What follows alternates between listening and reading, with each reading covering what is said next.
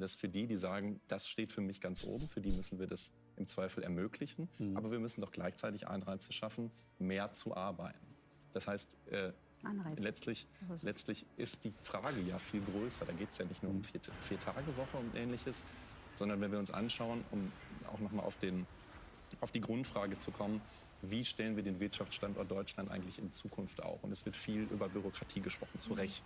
Es wird zu Recht über Energiepreise gesprochen. Aber das größte Problem, was wir doch haben, ist der demografische Wandel. Wenn man sich das anschaut, sind sich hier, glaube ich, auch übrigens alle einig, ja. Wenn man sich das anschaut, wir reden viel darüber, letztes Jahr ist Deutschland um 0,3% geschrumpft. Dieses Jahr Mini-Wachstum 0,2% prognostiziert. Alles nicht gut, aber alles verkraftbar, wenn wir das danach wieder aufholen. Aber wir laufen gerade in diese Demografiefalle rein, dass wir das nicht aufholen können.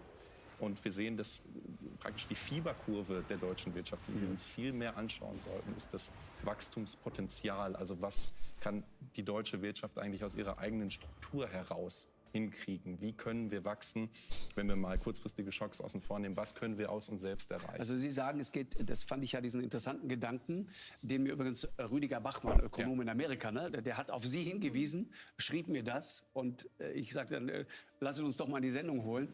Das ist genau diese Grafik, die Sie meinen, ne? Produktionspotenzial und Wachstumsfaktoren. Das ist genau diese Fieberkurve, die ich meine. Die blaue Kurve, die oben drüber liegt. Das ist praktisch die Fieberkurve, wenn man so will. Also was kann die deutsche Wirtschaft aus sich heraus erreichen? Und dann sehen wir, wie die immer weiter zusammenschrumpft. Wir sind jetzt bei 2023 so bei 0,5% ungefähr. Und die schrumpft immer weiter bis auf 0,3, 0,2%. Bis 2028. Es wird nicht besser. Es gibt auch entsprechende Untersuchungen, die gehen bis 2070. Da geht es nicht mehr viel nach oben, sondern eher bleibt es so. Und jetzt sehen wir an diesen Balken, an diesen bunten Balken, gelb ist das Kapital, was eingesetzt wird, dann ist es gestrichelte, das ist so die Faktorproduktivität nennt sich das. Da geht sowas wie technologischer Fortschritt drin auf, KI und all das. Sieht auch nicht so optimal aus, wird auch eher weniger beim Gelben.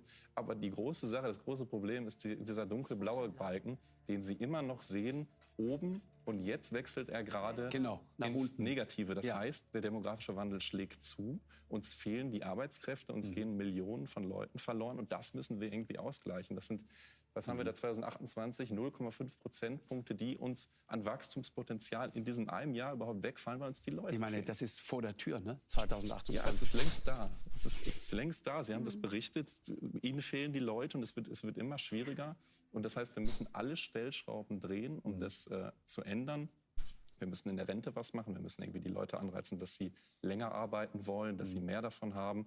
Wir müssen bei der Zuwanderung was tun. Wir müssen Geringverdiener, Zweitverdiener, alles diese Transferentzugsraten ist ja so ein neues Modewort.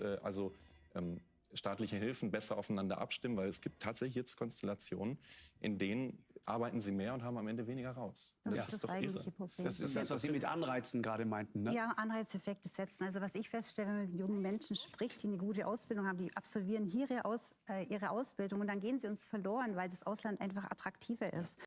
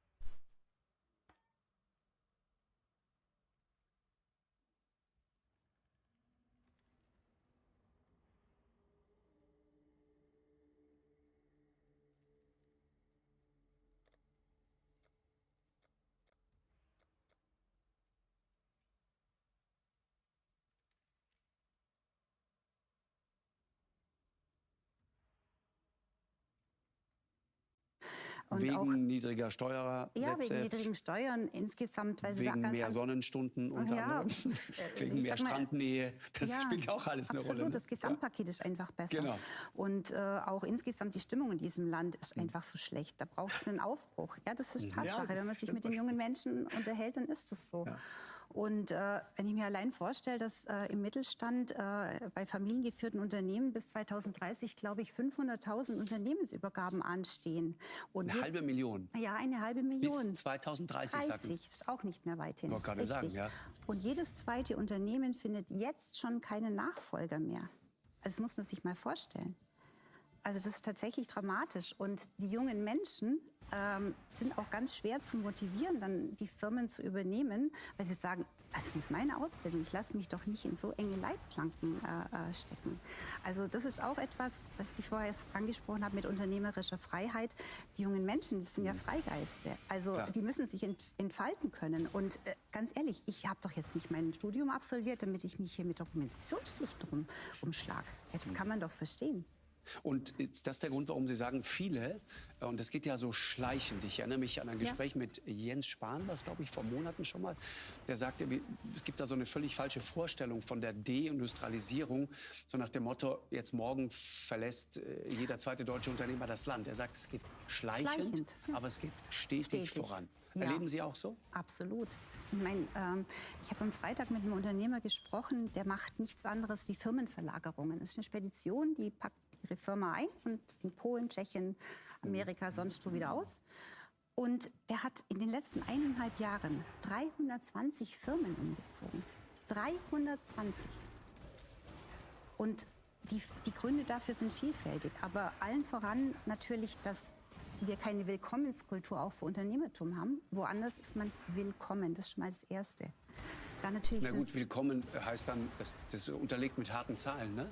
Oder wenn man nach Polen geht, die Förderung zum Teil doch? Die Förderung 70%, genau, unglaublich hohe Förderungen für Gebäude. Und auch, ich glaube, Amerika lockt mit 3 Jahren Steuerfreiheit. Dann natürlich zum Beispiel Arbeitszeitmodelle 2 mal 12 Stunden, nicht 3 mal 8. Also einfach ein Freiheitsgrad. Und, mehr gestalterische Freiheit, genau, richtig. Und natürlich aber auch die Energiepreise spielen eine Rolle, die Versorgungssicherheit spielt eine große Rolle.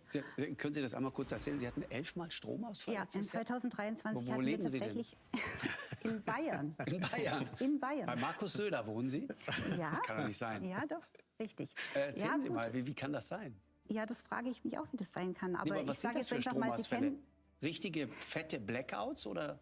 Also das sind tatsächlich Stromausfälle, da war was ganz Langes dabei, der dann tatsächlich 1 Stunde, 2 ging. Also in meinem Wohnort privat 15 Kilometer entfernt, tatsächlich dann mal 8 Stunden am Stück. Aber dann eben auch ganz viele kleine, und das sind die der normale Bürger gar nicht mitbekommt. Weil Mini. Im Millisekundenbereich. Die Da flackert mal die Lampe zu Hause. Da flackert mal die Lampe und bei uns genau stehen alle Anlagen. Damit kann eben die Industrie nicht umgehen, die braucht Versorgungssicherheit und eben auch in diesem Millisekundenbereich. Ihnen zerschießt das Ding dann? Uns zerschießt das alles. Die Anlagen stehen komplett. Ja. Komplett. Und ja, die Gründe erfahren Sie nicht. Also wenn Sie danach fragen, dann heißt es, ja, keine Antwort ist auch eine Antwort. Und wie gesagt, Sie finden diese Stromausfälle auch in keiner Statistik der Bundesnetzagentur, weil sie eben nicht aufgezeichnet werden.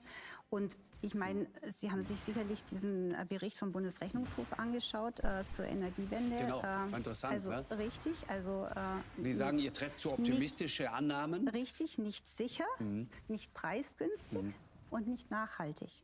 Also alles eigentlich, was im Energiewirtschaftsgesetz steht, nicht erfüllt. Und das ist auch das Hauptproblem der Unternehmen. Die Wirtschaft braucht Planbarkeit und die hat sie in Deutschland nicht mehr. Also Wirtschaft ist ja auch Psychologie und die Planbarkeit, die fehlt komplett. Und Sie kennen Kollegen, die gehen, ja? Die sagen... Ich kenne ganz viele Kollegen, die gehen. Also es sind wirklich viele auf gepackten Koffern. Und das zeigen ja auch die Auswertungen der IHK und der DIHK, dass in Deutschland schon seit 2 Jahren mindestens nur noch Erhaltungsmaßnahmen stattfinden oder Erhaltungsinvestitionen. Ich meine, große Investitionen vielleicht können wir das mal finden in anderen zeigen. Ländern statt. Also die Direktinvestitionen, ne? Ja, die fließen ab. Die finden in anderen Ländern statt. Und das ist natürlich dieser schleichende Tod. Und ich sage jetzt einfach mal auch, wir sind ja ein energieintensives Unternehmen. Denen hat man ja schon des Öfteren eine gute Reise gewünscht, weil, wie gesagt, es ja in die Energiewende gerade nicht reinpasst, weil wir viel Strom brauchen. Nicht übrigens, weil wir einfach vom Verbrauch her viel brauchen und weil wir Energieverschleuderer sind, sondern weil für unsere Branche Galvanotechnik Strom ein Rohstoff ist. Ist schon das klar. heißt, Strom ist für uns wirklich essentiell. Und Energie, ich sage immer, Energie ist für alle, für Mensch, Tier, für jeden essentiell und braucht jeder. Und eben auch für die Wirtschaft. Wird sie entzogen, wird sie krank. Und da stehen wir jetzt. Das Interessante ist, dass Frau Thoma-Böck sagt, Herr Käser, kommen wir auch gleich zu Ihnen, sagt, ich kann dieses Gerede von den Energiepreisen, der Energiekatastrophe sozusagen, die einsetzt mit dem Beginn des Ukraine-Kriegs, kann ich nicht mehr hören. Nein. Nicht einsetzt mit dem Beginn des Ukraine-Krieges. Nee, das meine ich ja. Ich kann diese Erklärung, können Sie nicht mehr hören, weil es nicht stimmt, sagen Sie. So ist es. Wir hatten vorher schon ein massives Problem. Ja, Juli 2021 ging es los, die Reise. Richtig, aus vielfältigsten Gründen. Also im Sommer 21, Im Sommer sagen Sie, 21, da begann dieses Energiedrama. Richtig, ja. Richtig, da begann bereits, also da waren die Strompreise, die waren ja so 20 Jahre eigentlich immer so stabil. Ich sage jetzt mal zwischen 2, 3, 4 Cent, aber dazwischen hat sich nicht viel bewegt und das war gesetzt. Und dann sind wir in einer neuen Welt aufgewacht. Wie gesagt, ich weiß es deshalb so genau, weil unser Stromvertrag auslief 2021 im Juni. Und dann sind wir aufgewacht bei 7, 8 Cent und konnten nicht abschließen, was das Doppelte war. Und es ist ein Unterschied, ob Sie ein Unternehmen haben, das 0,5 oder 1% also Kostenanteil am Umsatz hat, oder ob Sie ein energieintensives Unternehmen haben. Manche verfahren 15%, manche 25%. Genau. Wenn Sie sich da in der Welt wiederfinden bei den doppelten Preisen, dann ist das eine Nummer. Die Frage ist natürlich, also mal in die Runde gefragt, also können wir dieses Rennen gewinnen, Herr Käser? Weil sag mal, die Strompreise aus den USA und anderswo, mit denen können wir doch prinzipiell nicht wirklich mithalten. Energiepreise, also anders gefragt, müssen wir noch nie. Also das war ja immer schon so. Also auch in vorigen Jahren oder die letzten 20 Jahre waren wir immer 30 bis 40% darüber. Das war immer schon schmerzlich und trotzdem kam man mit dem Niveau nur einigermaßen zurecht. Jetzt sind wir aber beim 2,5-fachen. Immer noch übrigens bei fallenden Preisen. Wir sind immer noch beim 2,5-fachen. Die Frage ist nur, was da passiert. Also müssen wir uns anders gefragt sozusagen an den Gedanken gewöhnen, dass bestimmte Industrien dann einfach weg sind? Na gut, also komplizierte Themen haben meistens die Angewohnheit, dass sie nicht monokausal sind. Sonst wären sie einfacher zu lösen. Man schraubt an einer Schraube und sieht dann sozusagen das Ergebnis. Das ist vergleichsweise einfach. Es sind nicht nur die Energiepreise, Sie haben völlig recht. 2015 bis 2019 herum waren es etwa 17 Cent ungefähr. Stieg dann auf 22, dieses berühmte Jahr 21. Und jetzt sind wir wieder etwa bei 17. Und das wird ja oft auch kolportiert. Was wollt ihr denn eigentlich alle? Wir sind doch schon wieder auf Vor-Corona-Niveau. Ich habe es ja auch so versucht zu formulieren, dass daraus Zweifel erwachsen. Das heißt, die Energiekosten waren eigentlich noch nie unser Standortvorteil. Und es hat sich massiv verändert, auch dadurch, dass wir erneuerbare Energien in das Mix hineingebracht haben. Das gehört zur Ehrlichkeit dazu. Deshalb ist ja nicht gleich ein Kohlebefürworter. Aber es gehört zur Ehrlichkeit der Transformation dazu, dass Transformation, wenn sie gelingen will, erstmal wehtut. Und das hat eigentlich keiner gesagt, nur diejenigen, die davon betroffen sind, die spüren das jetzt. Und da kommt dann auch vieles zusammen. Das Thema Arbeitskräftemangel, das Thema, das ist bisher noch nicht angesprochen worden. Und das ist mir wirklich auch am Herzen. Und ich glaube, ich darf das sagen, weil ich eben nur Angestellter Mitarbeiter eines Unternehmens war und nicht Eigentümer. Es ist in Deutschland, vielleicht auch woanders, aber Deutschland ist nun mal unser Heimatland, hat sich etwas entwickelt, wo in weiten Teilen der Respekt vor Menschen, von Familienunternehmerinnen und Familienunternehmen, einfach nicht mehr da ist. Danke, ja. Diese Menschen, empfinden Sie auch so, Absolut. Die Menschen machen jeden Tag aufs Neue, riskieren sie ihr Vermögen, persönliches, ihre Reputation, jeden Tag aufs Neue.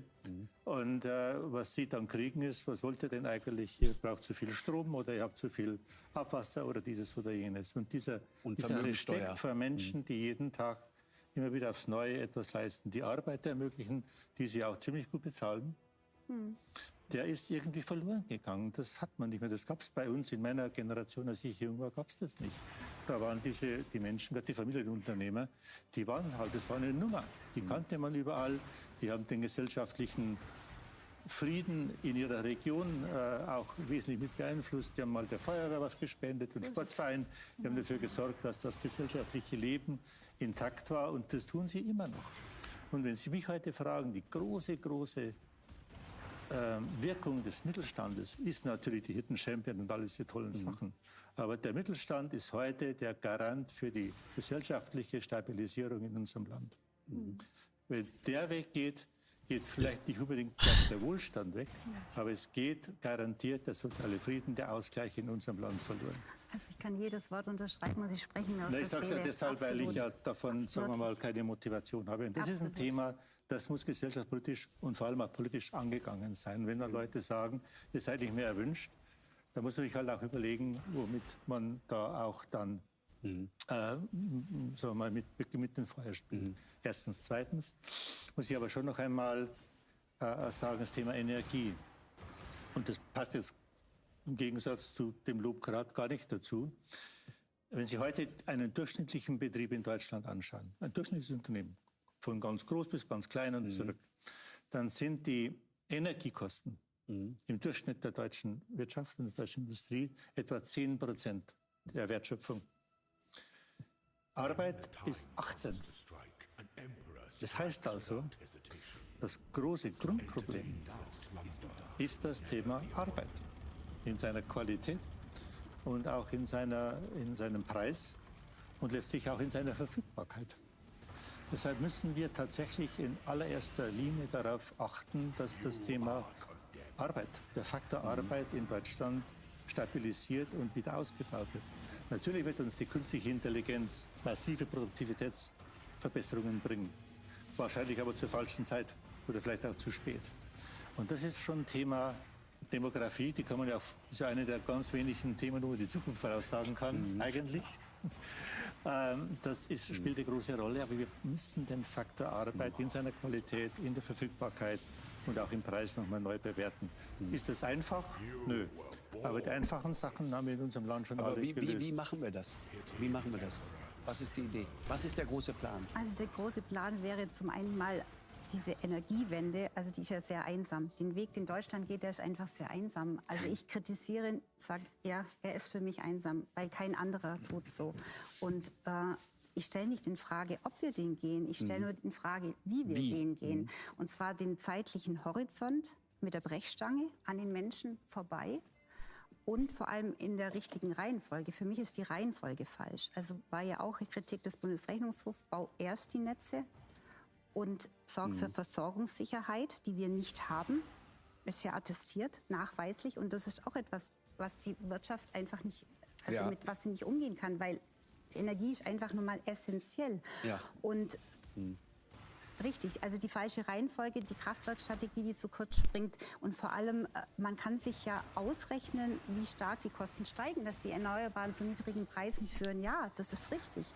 Nur die Nebenkosten, also am Ende zählt ja der Gesamtbetrag und die Netzentgeltkosten und so weiter, die werden ja stark steigen. Ich meine, 6.700 Kilometer Leitungen fehlen. Steht auch in diesem Bericht. Ja, und bis 2030 werden wir gar nicht fertig werden. Die Redispatch-Kosten sind jetzt schon bei 6,2 Milliarden im Jahr. Das sind einfach alles... Da sitzt der Ingenieur. Redispatching bedeutet, Herr Dies? Ja, dass man im Prinzip Backup-Kapazitäten aufstellen muss, die nicht genutzt werden, die man dann nur zu bestimmten Zeitpunkten braucht. Versteht jeder genau. Es ist, der Staat bezahlt die Kosten für Strom, der nie irgendwo ankommt. Genau. Weil es sind ja zu bestimmten Zeiten, wenn viel Sonne weht und viel Wind geht, sind zu viel Kapazitäten an Erneuerbaren da, die das Netz nicht aufnehmen kann.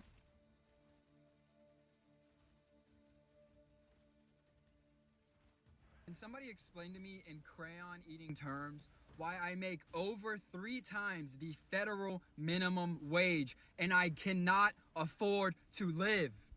And I do not want to hear the pull yourself up from your bootstraps, work 90 hours a week. That's not the goal, guys. That's not. That should not be our standard. I am so fucking tired of people being complacent with this uniparty, both of them fucking us over. When my parents were my age, they both made less than half of what I make, and they lived alone. I cannot afford to live anywhere alone. A 1-bedroom apartment, $1,800. 2-bedroom apartment, $2,200. Who the fuck can afford that? it is embarrassing to come out and say that it is a struggle to survive right now. But I know so many people are struggling. And do not get me started on what my grandparents were doing. They, $3,000 house. And yes, I understand inflation and all of the bullshit that they have been pulling with the Fed. Why are we allowing it? Why? And then I clock out of my shift. I am tired. I have to go home. And I check the news. Another 60 fucking billion to a country nobody can point out on a map. What are we doing? Where has the plot gone? We have lost it, folks. We have fucking lost it. The American dream is dead. It is over. Gone and forgotten. I'm about to go on a little rant, so if you have the attention span of a chicken sandwich, this is your cue to skip to the next clip. My mom had my brother. Yeah. By the way, I think that this is like, I saw this already. I had watched this clip before, and I feel like, you know, for me, I might have said this even the first time I saw it. I have a lot of friends that, like, I grew up in Austin, Texas, and because it's become like such a big tech place, my friends can't even afford to live in the neighborhood that we grew up at. So they can't even afford, like, a lot of my friends are now priced out of Austin, and they're living, like, you know, in San Marcos or, you know, Georgetown or, you know, Cedar Park or something like that. They're priced out of the neighborhood that we all grew up in. It's nuts. I remember, like, Cody and Jeff came over, like, maybe, I don't know, it's like a month ago or something like that, maybe a bit more. And, you know, one of the houses around here was, like, for sale, and they're like, oh, let's look and see how much the house is. So they looked it up, and the house was like $450,000.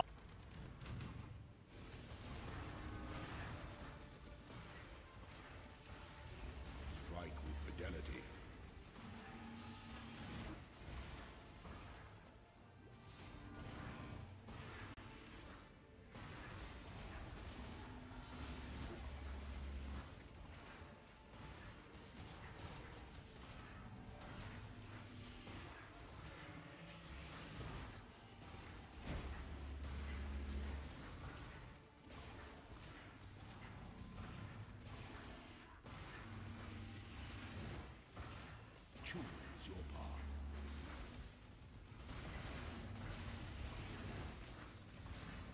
Triumphant at last. I believe in treading light.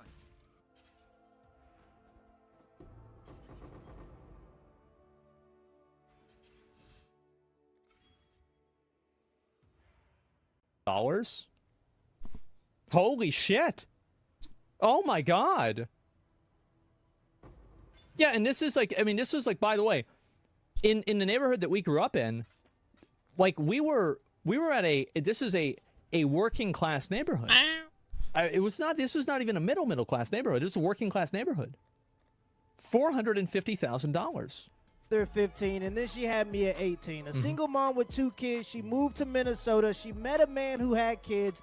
They got married and gave their life to God, and this man worked his ass off to get us from the projects into the middle class. And when I say his ass, I mean his whole ass. I'm talking about waking up at 5 a.m. to walk 3 miles to work in Minnesota.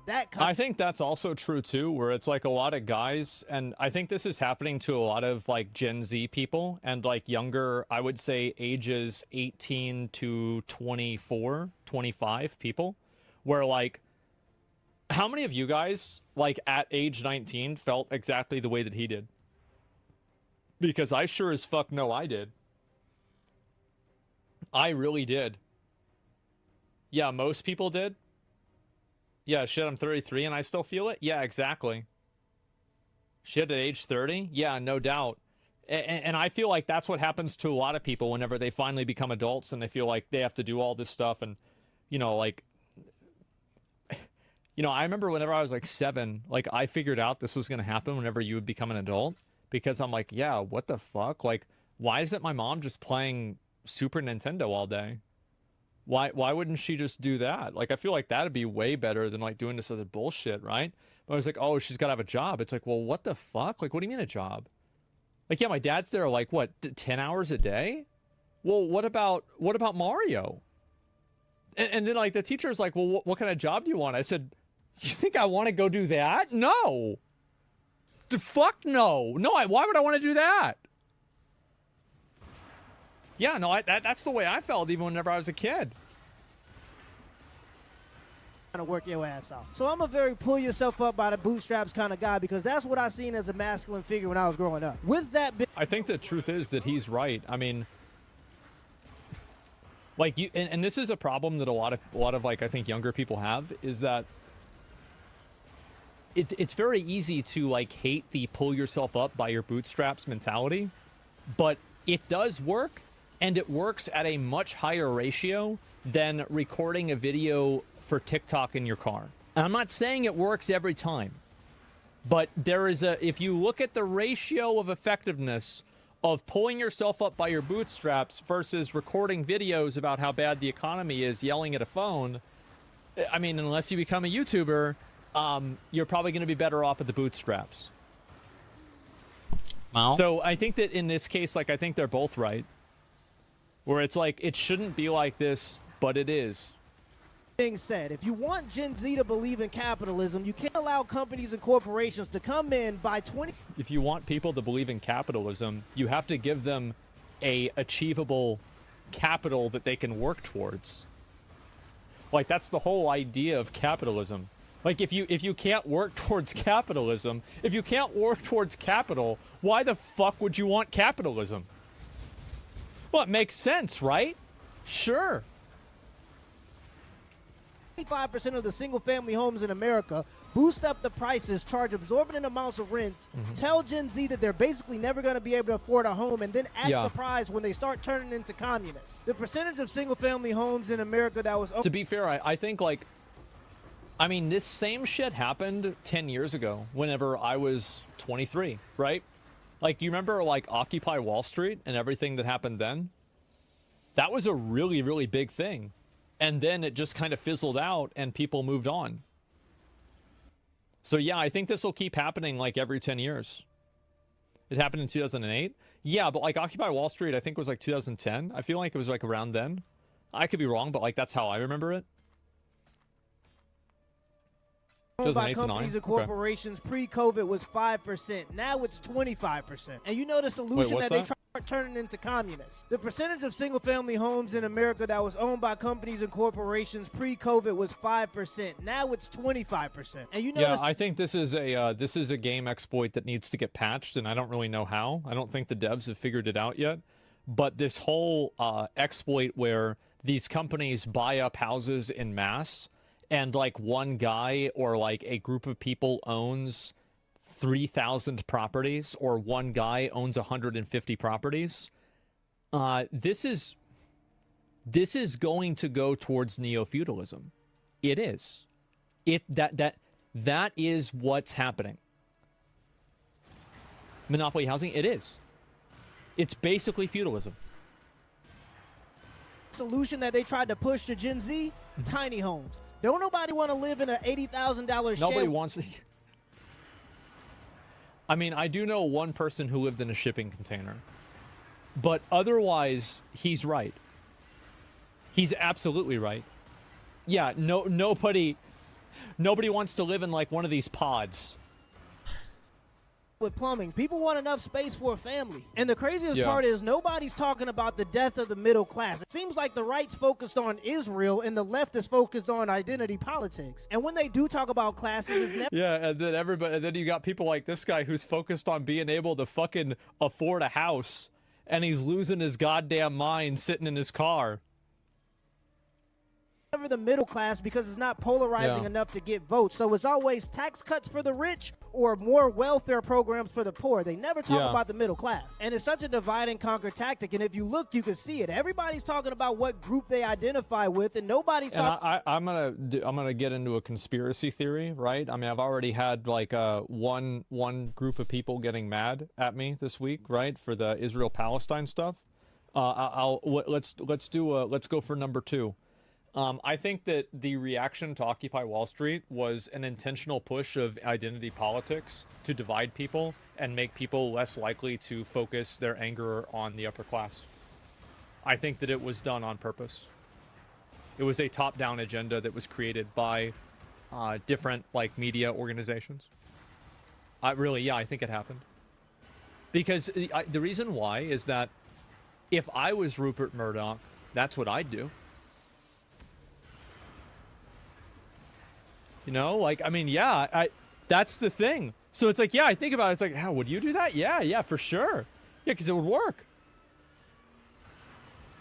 Talking about the fact that the middle class can barely afford food. And let's just be honest, our government on both sides is no longer working for the best interests of the people. They're working towards the best interests of the people that make them millionaires and their campaign donors. You can't tell Gen Z that they got to work a full-time job, drive Uber. Well, there's also another big problem, too, is that you can't have complex campaign messages because the average voter is stupid. And that's why all of the different campaign conversations and political conversations are devolving into, do you support genocide or not? Do you support trans women competing in women's sports? You know, like, let me think of some.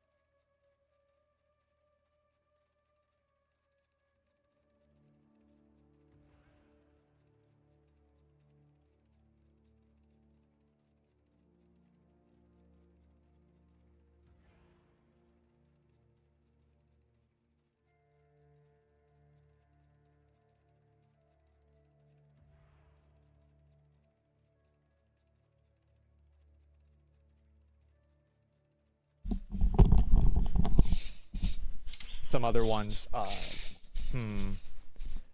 Should we have unlimited immigration into the country? Should you allow every single drug? And so, like, gas price, right? And so, like, yeah, dead birds, yeah. Like, and that's another one. That is a perfect example. Dead birds. The idea that one of the problems with wind turbines is that they kill a lot of birds.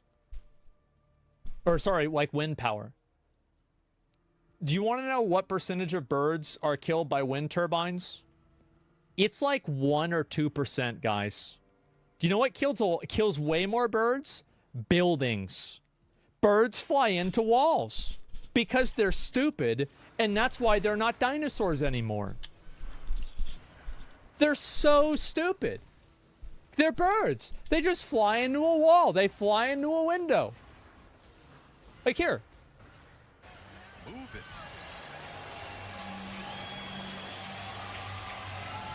Oh, yeah, he likes the dirt instead. Oh, yes. Oh, yes. Oh, yeah. Quick. Can't quite get that launch angle down yet. Working it. Nope, he ain't going anywhere. No. Worked all night to get these seats. And he's going to perch in left field. Nope. There he goes.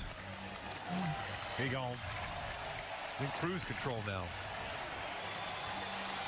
Oh! Ran into the scoreboard. Down goes the goose. Oh, the poor thing. Yeah, he's okay. Thankfully. They're so stupid, man. They're so dumb. So that's what the birds are getting killed by. But the idea that these wind turbines are like, blenders, and they're just fucking killing every single bald eagle that exists in the world, and it's a fucking, like, just a massacre, and it's just bird after bird after bird, just killing them one after another. Like, that's such a stupid thing to think, but it's easy to visualize. It's accessible. It's a constant make runner. Yes, exactly. It's like a fucking, a slaughterhouse. And so that's the reason why also is because, as people get dumber and you want more people to vote for you, like you think about like, how many people is a conversation about interest rates accessible to? I'd say like maybe 10% of the population, of the voting population, can understand and appreciate a conversation like, and 10% is probably generous, right? But how many people can understand birds getting killed by a wind, by a fan, right? A wind tunnel. A lot of people can understand that because everybody's seen a bird fly into a wall.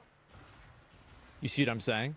So basically, politicians have min-maxed voting and the democratic process to focus only on the lowest common denominator values and make them as simple and, black and white as possible in order to make it to where more people can understand and vote for them. They've been min-maxed. A lot of people understand war. Yeah, you're right about that. No, I think that's what's happened too. In their spare time, and they're never going to be able to afford a home because they're going to get outbidded by a corporation and expect them to believe in capitalism. It's just not going to work. A daily reminder that these are the people that actually decide basically everything on behalf of the entire country, where our money gets spent, how much we pay in taxes, whether or not TikTok gets banned, what's considered freedom, what's not. These people probably don't even know how to attach a PDF file to an email. These people probably... That is... Your take has nothing to do with the video? It does. The reason why it has something to do with the video is that it makes it harder for people to hold politicians accountable for bad financial policy and bad types of, financial and social programs. Because people don't understand them as well. That's the reason why. It's like that message just isn't as accessible.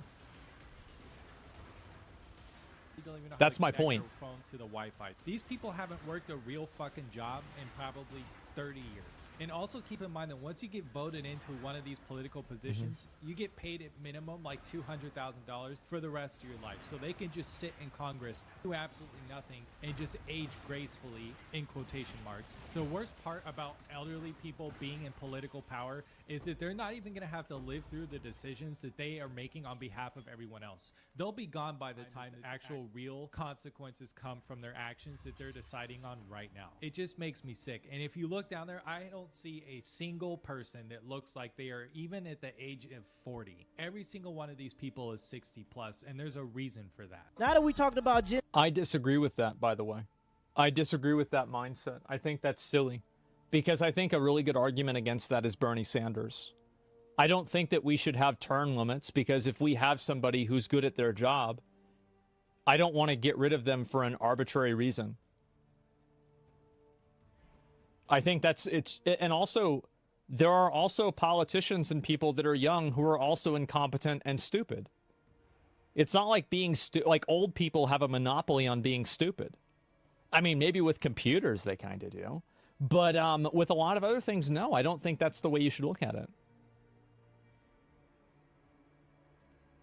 Z, let's talk about the boomers for a little bit. And this rant is inspired by one of my favorite comedians, Tim Dillon. The boomers are extremely selfish and condescending, and they've convinced themselves that the only reason they prospered is because of hard work. They started with the sexual revolution to rebel against their parents, and then those hippies turned into capitalists and materialists. And to be honest, the sexual revolution wasn't even a rebel. It was just a selfish desire to indulge in sex. And because they came from strong nuclear families... My dad's take on this is that as soon as the Vietnam War was over and the draft stopped happening, a lot of this shit cut the fuck out. And he thinks that a lot of the reasons why this happened is just simply because people didn't want to get sent over to fucking Vietnam. Many of them ended up getting married. They bought houses for $30,000, and they love to brag about how that house is now worth $500,000. They got all the benefits of the nuclear family, and then they taught their kids they don't need family, they just need a Ferrari. Now they're hogging up all the real estate and all the positions of power. People who haven't worked for 30 years are making decisions on middle-class people that got to work for every day. They refuse to acknowledge the fact that their grandkids can't afford a $400,000 three-bedroom home. There it is. And Yeah, instead see, of that's helping exactly, them with yeah. their positions of power, That's how they it was want to for me. line their own pockets. It's absolute insanity. I saw this the other day, and like this is a good example of this, which is like kind of crazy. Let me see if I can find it. Give me a second. Where is it? No. Yeah. So Jeff Goldblum refuses to leave money for his kids. He says, row your own boat, which is like, this is apparently not completely true, but it's the same mentality, right?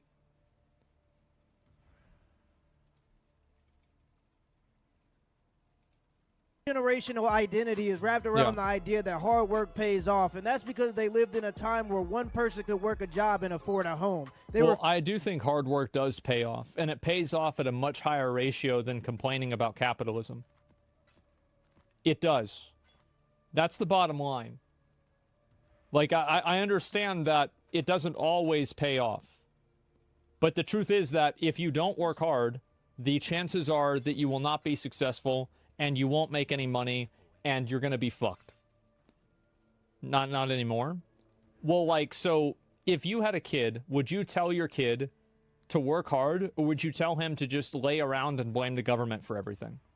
What would you tell somebody that you cared about? Because I would tell them to work hard.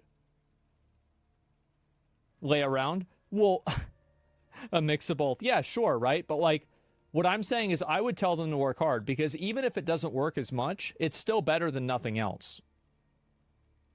Like, I understand that, like, people are demoralized and they don't want to do it, but, I mean, you don't really have a lot of other options right now.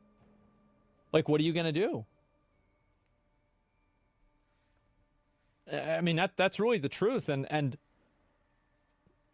it doesn't, like, and this is the problem, right? Is like, if I say this, it doesn't people might be thinking that I'm justifying it, which I'm not.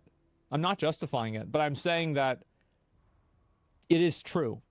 There are a lot of things that shouldn't be true, but are true. And I think this is an example of that. You're wrong, no? No, I'm not. I think that if you take 100 people that make TikToks about how bad capitalism is, and you take 100 people that work hard at their job, and you did a 10-year experiment of who's better off 10 years later, I bet the people that are working hard would be better off. I do. I'm sorry, guys. I really think that's the case. And I'm not saying that every single one of them would be happy. There's a lot of people that work hard and they still lose. But there's a lower ratio than people that don't. And that's the only thing I'm trying to say. I think this is indisputable. Refuse to acknowledge the fact that the world is different mostly because of their decisions. We need young, ambitious leaders that are going to be alive for the next 20 years to help us make decisions on what's going to happen in the next 20 years. It's a bag of bushings. This bag of bushings, stamped out by machinists, don't need a high school diploma. It's not anything high tech about this. All of this bag is compliant with the FAA specifications. How much do you think the Air Force pays for this bag of bushings? There are some people who say that I'm wrong about this. I will actually accommodate a couple of these people and like just listen to what they have to say. So if you want to type out like what you think, go ahead. But yeah, give it a minute. I don't know, Congressman. $90,000. Dude, this is a $90,000. You could buy, bro. I'm pretty sure. Bro, if that bag was full of cocaine, it would be cheaper. $1 bag of bushings. Oh my God. That you need for any jet turbine engine just to operate.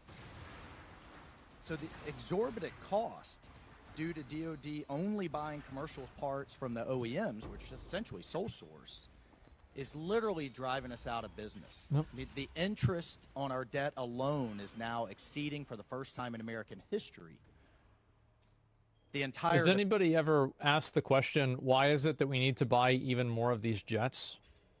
Because I feel like that's kind of like another subtext here, is that, yes, obviously the screws and bolts are overpriced, but maybe we don't need to be buying them, and maybe we don't need to be creating a need for them in the first place. But okay. Defense budget. We can't afford it anymore. Bingo. People do not want to see... Yeah, so I'll go ahead and I'll listen to this. What is this here? You can't accommodate trailer park life? Come to the trailer park, bro? Okay, let's just... I don't want to waste my time with this. This is stupid, and it's just going to waste everybody's time. Yeah, working hard has a higher rate of success than sitting around and complaining about capitalism, guys. Sorry to say.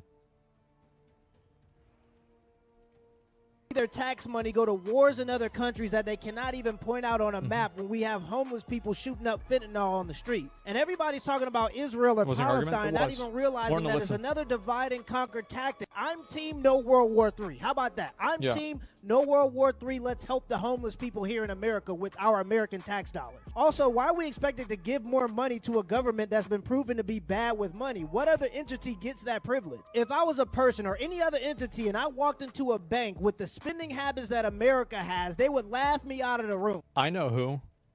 People that give student loans. But us as Americans who go to work every day are just expected to give them more money when they've proven to be bad with money. What needs to be happening here is that black Americans and white Americans and Latino Americans are all getting together and saying, we're fucking Americans and you're not gonna fuck with us. If they're Americans and you come here from your shithole country and you fuck with us, you're gonna be dealt with.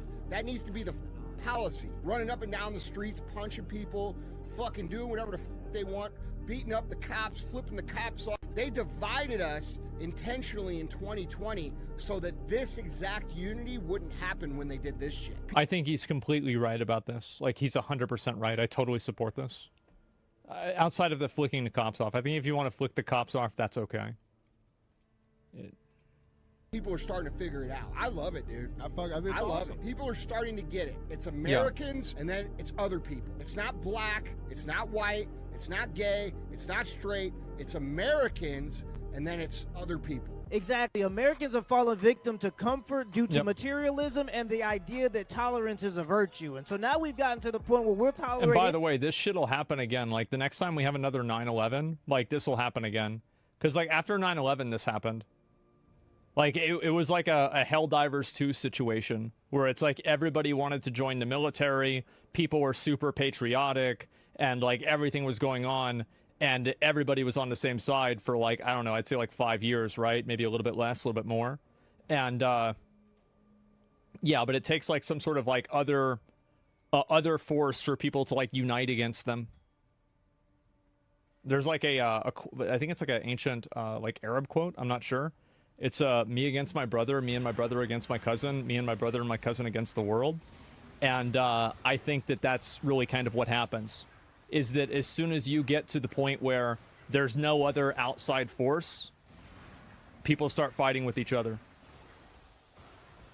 Anything, as long as there's some level of comfort. The rich know that in tough times, people need someone to blame. And so Americans have been divided into so many subcategories that we forgot that we all Americans. Our government is supposed to work for the people, but they're being bought out by rich lobbyists. Yeah, somebody said in chat, they said, my name is Muhammad. I didn't feel that way. No, you're right, bro. Like, you got fucked. You 100% got fucked. Like, that's why I explicitly did not say, you know, like, Muslims, Arabs got massively fucked with that.